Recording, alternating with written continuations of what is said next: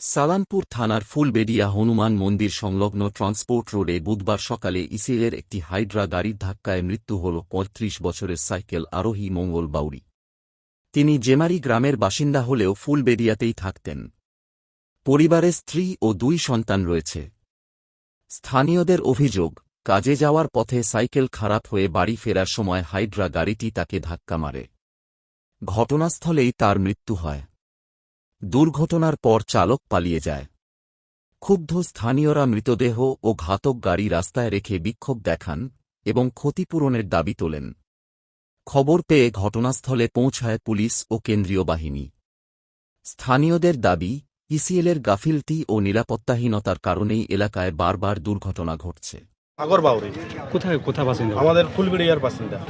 এখন আপনারা কি চাইছেন? এখন আমরা চাইছি ইসিএলের থেকে যে এখন ওর ফ্যামিলিকে ৫০ লাখ টাকা দিতে হবে। ওর ফ্যামিলির যে বউ যে আছে তাদেরকে একটা চাকরি দিতে হবে। ওর ছেলেপেলেকে পড়ালেখার দায়িত্ব নিতে হবে। হ্যাঁ, এবং এই যে গাড়িতে অ্যাক্সিডেন্টটা হয়েছে এটার একটা ইন্স্যুরেন্স যে ক্লেম আছে সেটা দিতে হবে, এবং যা কিছু খরচ খরচা আছে ওর দাহ করার জন্য সেগুলো সব দিতে হবে। এটা কি ইসিএলের গাড়ি? এটা ইসিএলের গাড়ি।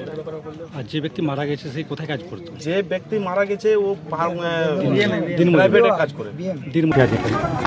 এখানে একটা ইসিএলের ফুলবেড়িয়া যে রোড আছে এখানে এই গ্রামবাসীর একজন অ্যাক্সিডেন্ট হয়। অন ডিউটিতেই অ্যাক্সিডেন্ট হয় এবং গ্রামবাসীর দাবি এখানে তাদেরকে চাকরি দিতে হবে এবং নির্দিষ্ট যে দাবিগুলো নিয়ে এখানে আন্দোলন চলছে। এইগুলো ইসিএলের কিছু কিছু জায়গা আছে যেগুলো রুটিনলি আমরা দেখে থাকি। রোডের যে সেফটি, সেই সেফটিটাকে একটু ইসিএলকে জোর দিতে হবে।